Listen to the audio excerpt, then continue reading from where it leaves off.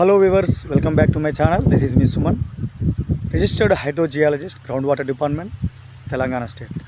ఈరోజు మేము భూగర్భ జల సర్వేలో భాగంగా నారాయణఖేడ్ జిల్లా కోస్గి మండలం గ్రామానికి రావడం జరిగింది.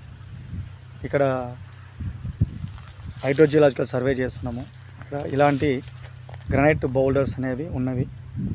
ఇలాంటివి ఎప్పుడైతే లావా భూమి ఉపరితలం మీదకి వచ్చినప్పుడు, సాలిడిఫికేషన్ జరిగినప్పుడు, క్రిస్టలైజేషన్ జరిగినప్పుడు దీని పరిసర ప్రాంతాల్లో వాటర్ వచ్చే అవకాశం ఉంటుంది. అంటే fracture zones, primary fracture zones లేకుంటే సెకండరీ జోన్స్ అనేవి డెవలప్మెంట్ కావడం అనేది జరుగుతుంది. అలాంటివి డెవలప్ ఉన్నాయా లేవా తెలుసుకోవాలంటే ఇలాంటి చూడండి, పగులు ఉంది. దీన్ని జాయింట్గా చెప్పవచ్చు. ఇలాంటి జాయింట్స్ నీటి నిలయాలుగా ఉండే అవకాశం ఉంటుంది.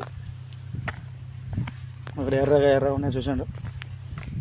ఈ చారలన్నీ లావా ఫ్లోస్ అని అంటాము. ఎప్పుడైతే మినరల్స్ చూడండి, గీత చూడండి, చక్కగా గీత ఉంది కదా, ఇలా ఈ కలర్ కాంబినేషన్ అనేది మినరలైజేషన్ ప్రాసెస్ జరిగినప్పుడు ఉంటుంది. చూడండి, దాన్ని జాయింట్స్ అనేవి ఏర్పడ్డాయి దీనిపైన. ఇక్కడ వెదరింగ్ జరగడానికి ఆస్కారం ఏర్పడుతుంది. పగులు ఏర్పడ్డాయి కదా పైన.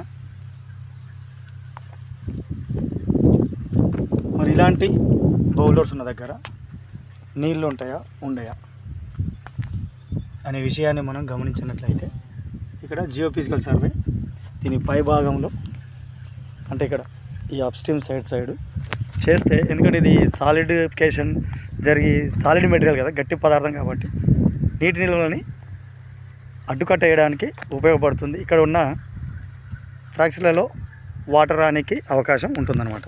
అందరికీ నమస్తే, నేను మీ Suman, registered hydrogeologist, ground water department, Telangana state. చూశారు కదా ఈ షాట్లో, ఈ బౌల్డర్స్ ఉన్న దగ్గర పగుళ్ళు అనేవి మన ఉపరితలం మీద కనపడతాయి. ఇవి ఒక్కోసారి చాలా మంచి వాటర్ని తక్కువ లోతులో నీటి నిల్వల్ని కలిగి ఉంటాయి. కాబట్టి దీని పరిసర ప్రాంతాల్లో ఉన్న దగ్గర మనం సర్వే చేసినట్లయితే ఇక్కడ రెసిస్టెన్స్ అనేది ఎక్కువగా రావడం జరుగుతుంది. ఎక్కువ అంటే 120 ఫీట్స్ లోపు మనకు వెదరింగ్ కండిషన్ కానీ ఫ్రాక్చర్ జోన్ ఉన్నట్టుగా తెలుస్తుంది. దాన్ని బట్టి మనం డ్రిల్లింగ్ కోసం వెళ్ళాలా వద్దా, ఎన్ని ఫీట్ల వరకు వేసుకోవాలి అనే అంశాన్ని తెలుసుకోవచ్చు.